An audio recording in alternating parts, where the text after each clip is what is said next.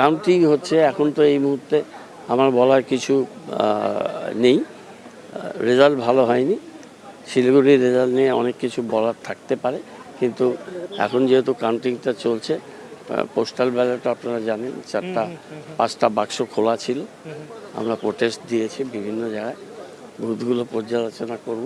আমি এই মুহূর্তে কিছু বলছি না, আমি কাউন্টিং হল থেকে বেরিয়েছি, তো এখন একটু চা খেয়ে আবার যাবো, সেই জন্য আমি এখন বলছি। আমি প্রোটেস্ট করেছি যে পুরো খোলা পোস্টাল ব্যালট দিয়েছে। একটা খালি একটা ঠিক ছিল, ছোটটা, বাকি খোলা ছিল। প্রোটেস্ট করেছি যে বন্ধ রাখার জন্য। হ্যাঁ, ওরা যে ভিতরে ঢুকিয়ে দেয়নি তার তো কোনো ইয়ত্তা নেই। আর অনেকগুলো বুথে আছে একই রেজাল্ট আসছে, সেম রেজাল্ট আসছে। প্রায় 5টা রাউন্ড শেষ হয়ে গিয়েছে, 5টা না 6-7টা রাউন্ড হয়ে গেছে। অ্যাবনর্মাল রেজাল্ট হচ্ছে, এটুকুন আমি বলতে পারি, কিন্তু ডিটেল বলছেন। ডেফিনেটলি বুথের অ্যানালিসিস করলেই বোঝা যাবে যে একটা নাম্বারই আশেপাশে ঘোরাফেরা করছে, ওরকম কোনোদিন হয় না ইভিএমে। মানে এরকম ওই তো দেখেছে, কথা হবে 10টা বুথ তো এরকম আমি দেখেছি, একই নাম্বার। মানে আমরা 280 আর বিজেপি হয় 462 না 562 এরকম। ওই 272-এর বেশি উঠছেই না।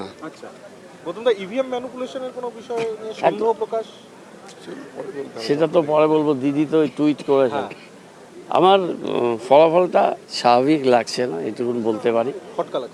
খটকা না, মানে যথেষ্ট অ্যালেওয়াই আছে। আমি একজন আইনের ছাত্র, আমি হঠাৎ করে সচরাচর কিছু বলি না, আর বিশেষ করে যখন আমি টেলিং বিহাইন্ড। কিন্তু এগুলো এরকম একটা বুথে 90% ভোট পাবে, এটা কোনো দিন হতে পারে না। কোনোটা 100% ভোট পড়ে যাচ্ছে দেখা যাচ্ছে। তারপরে একই নাম্বার 272, 282, 280, এই নাম্বারটাই ঘোরাফেরা করছে। আর অপোজিশনের নাম্বারটাও ওই 500-600 ওর মধ্যে ঘোরাফেরা করছে। বুথগুলো যখন স্টাডি করা যাবে তখন বোঝা যাবে যে কি হয়েছে। আর পোস্টাল তো আমি দেখলামই, 5টা বাক্সের মধ্যে বড় 4টাই খোলা, কি স্যানিটি থাকলো। ভেতরে সিল করা কাগজ, ওগুলো যে আরেকটা সেট করে ঢুকিয়ে দেয়নি তা কে বললে?